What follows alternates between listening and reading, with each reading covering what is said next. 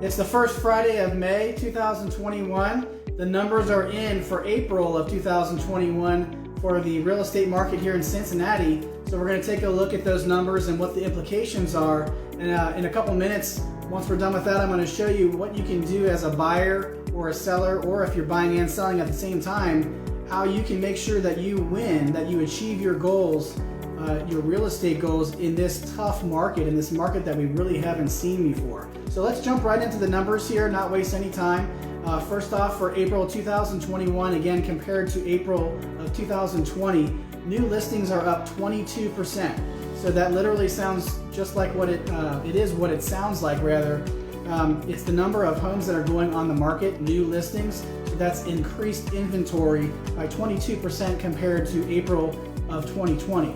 Not surprising, because the lockdowns due to the COVID-19 pandemic last year, we saw some really big drops in number of new listings. So we're starting to play catch up here in this past month, April of 2021, which is good news for the market overall. Closings are up 14.5% compared to last year. So that's more overall activity. Again, not surprising compared to when we were in a lockdown. Obviously, we're going to have more activity now that, although we're not completely back to normal, we're certainly a lot closer than we were at the beginning of this whole lockdown. Average sale price is up 18%. That's an alarming number. We've seen that week to week, but it's even more rare to see this in a monthly number, because this is the entire month of April as an average, not just an outlier of a week here or there. This is the whole month compared to the whole month of last year. 18% increase in your home value if you're a homeowner. So obviously that's awesome news for sellers, not great news for buyers. But the one thing that does help with pricing for buyers is the historically low interest rates that we still see. So that has made mortgage payments, monthly payments, a little more affordable for buyers. The average days on market is down 44.5% compared to last year. So the average days on market is 15 right now, and that does take into account some of the listings that are on the market for much longer than they should be, because they weren't marketed properly, they weren't priced properly. That's an average. We add all of the days on market divided by the number of listings, and that gives us the number 15. That's 44% faster than it was last year, so it's great news for sellers. It makes it more difficult for buyers. But the median number is even more alarming. So the median number is the one in the middle, which is 2. So the median listing, which means the one that's in the very middle, is taking 2 days to sell. That means half of the number of listings take longer than 2 days, and half of them actually take less than 2 days, meaning 0 days, which means it's sold on the first day, and 1 day, which means it's sold on the second day. That's how the numbers work in the MLS. Regardless, that's certainly pointing in the favor of sellers. Speaking of the market conditions, the inventory right now is at 2.77 months, so just about 2 3/4 months supply of inventory. That's the number of homes. If there was no new listings at all and the buyers gobbled everything up, it would take 2.77 months for that to happen, to us to get to absolutely 0 homes for sale. That might sound like a lot, but the equilibrium number is actually 6 months. So in order for buyers and sellers to be on a level playing field in terms of negotiation strength, we actually need a 6-month supply. So we've been as low as 1.8 or so at the beginning of this year. So we've certainly seen the number jump an entire month in terms of the inventory we have on the market, which is great news for buyers. But what we're experiencing in the market is a huge influx of buyers into the marketplace. We don't have really consistent data, local data, that can pinpoint that, other than just the anecdotal evidence that we have as agents and as buyers in the marketplace, that we're still seeing, and even more so as we've continued through 2021, as the years progressed, we're seeing even more so that we're having to offer over list price, multiple offer situations, having to waive contingencies and pay own closing costs and give the sellers the closing date they want. So buyers more than ever have been having to beg for the house that they want. So the question becomes, all of this data, some of it looks like it might favor buyers, some of it favors sellers. I can tell you without a doubt, we're definitely in a seller's market. But that's kind of a binary thought. Is it a buyer's market or a seller's market? That doesn't tell us much, but when we're looking at the inventory, 2 3/4 months, that tells us definitely we're in a seller's market. but the degree to which we are is really just how fast the market's going and how competitive it is to not only find a home before it sells, but when you get to that point, if you can get as a buyer to the listing before it sells, you have to compete in multiple offers most of the time. So that's something that we're seeing very common. So the question becomes, how do we win as a buyer or a seller in this marketplace? Most people are concerned with finding their next house and buying because it's more difficult, but a lot of people aren't thinking about how to take advantage of the market as a seller. They're thinking, well, I can just post my listing on the MLS or Zillow, maybe I could do it myself. Just post it up, somebody's gonna buy it, maybe I'll just tell my neighbor that I'm thinking about selling and maybe they know somebody who's gonna buy it. And that may be true in some cases. Maybe you get lucky, or maybe you have enough connections to do it on your own, or maybe you just work with somebody you already know as an agent and they're just gonna do the typical approach of kind of posting online and praying for showings and offers. We don't really have to pray anymore for showings and offers because the market's so hot. We know we're going to get showings and offers. But as a seller, what I would want for you, if you're my client, is, and what I fight for my clients, is not only just to sell and to sell for a great price, because that's what we're seeing right now, but to make sure we're absolutely getting top dollar, that buyers are paying a premium for your house, because we know that when you're buying, you're competing with other buyers and you may have to pay a premium to get the house you want. You want to make sure that you're not losing money on your move. You're not paying too much for your next house and then not really getting every dollar out of your current house. We want to make sure that we can get every penny out of the sale of your home that we can. Take advantage of this historic market, because we may never see conditions like this again. We'll still see prices increase over time. I don't think that's going to change anytime soon, but we might not see the number of buyers that are out right now that are feverishly bidding on all these properties, that are giving you the opportunity as a seller to not only get the price you want, to get over that price, get beyond what you thought you could possibly get, and also get all the terms you want. The timing of the closing, no closing costs paid by the seller, no home warranties.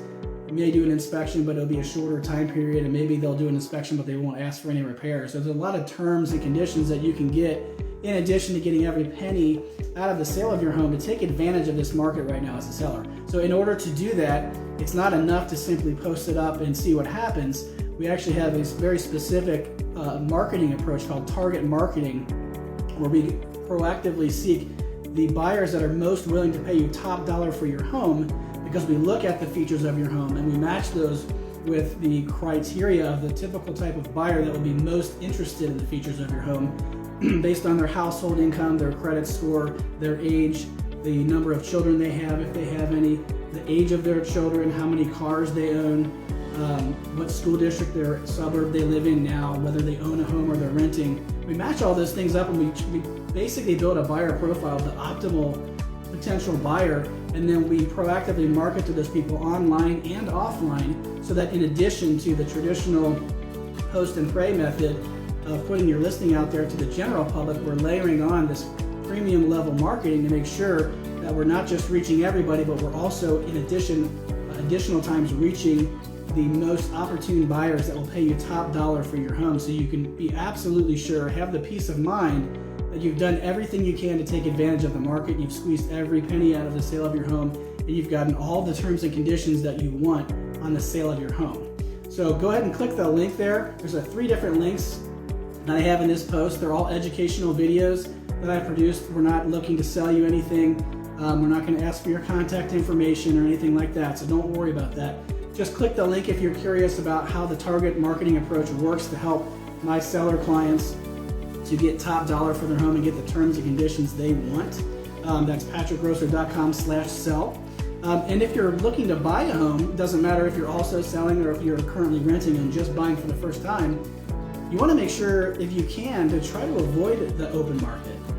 Now, that doesn't mean you're going to stop looking online and completely give up. You still want to do that, because we want to make sure you're looking at all your options.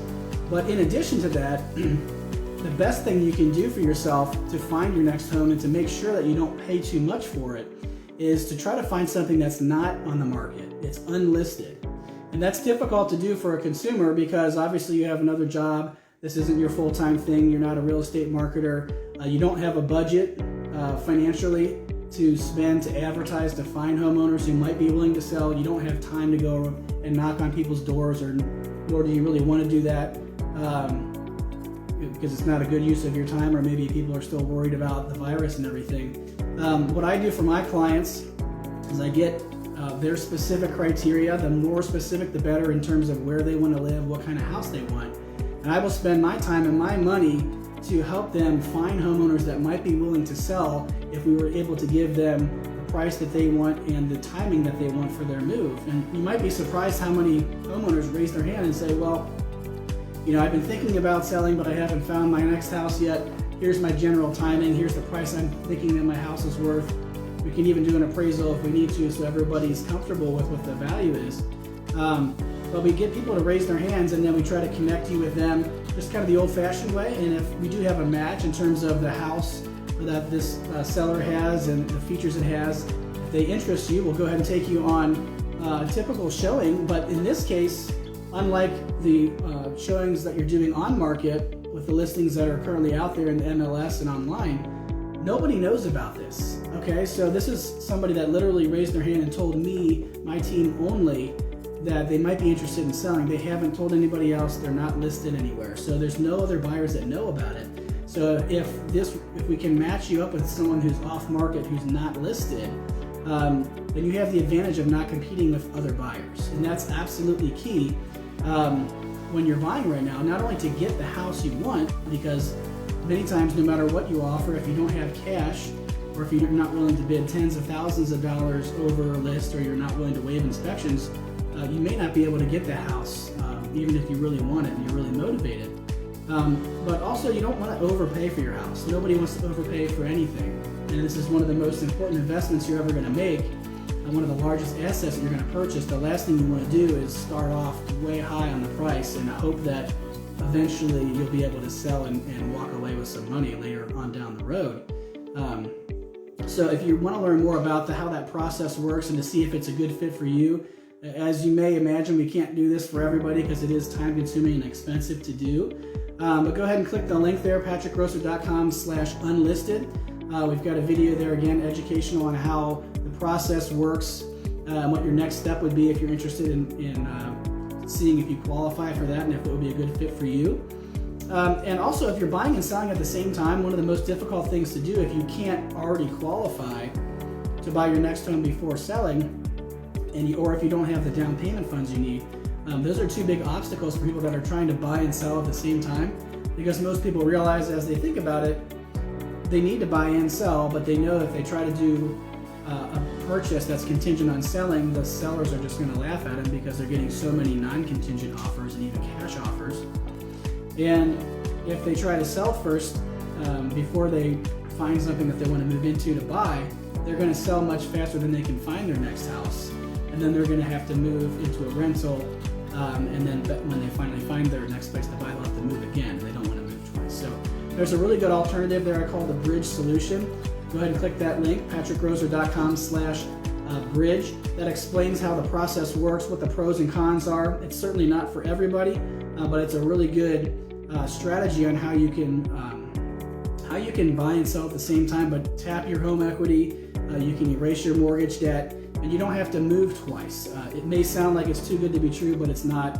Take a look at that as an option. There is, a premium that you have to pay for that to make it all work, but in a lot of cases it makes a total sense because you're actually going to save money by the time you put yourself in a good financial position and give yourself the time to shop patiently for your next home. You probably will save money in the long run versus trying to sell, get your house under contract, and then scramble and just buy something that happens to be on the market. If you're kind of confused about what to do right now, there's a lot of information. The market's moving very quickly. If you just kind of want to get a checkup, see what's going on, it doesn't matter if you own a home or not, if it's your first time or your third time or 12th time buying a house. It's worth a call with a professional, get some advice based on what you're trying to do, what the likelihood is that you can actually achieve those goals, and kind of crunch some of the financials. What could you sell for? What could you buy for? Or if you're just looking to buy because you're renting now, what could you buy for? What would the monthly payment be? Things like that. What are some loan options? I'd be happy to help you in any way I can. Obviously, I can't help everybody, but I'd be willing to at least have a conversation 15 minutes or less. Let's look at your situation, see if we can help you, and crunch some of the numbers so you can make an informed decision about whether or not making a move right now makes any sense. There's a lot of confusion out there right now as to whether or not it does make sense, and it totally depends on your situation. So that's the fourth link there. It's calendly.com/PatrickGrosser/call. And if you like this information, go ahead and click like on the post. That will make sure that you get this information in the future.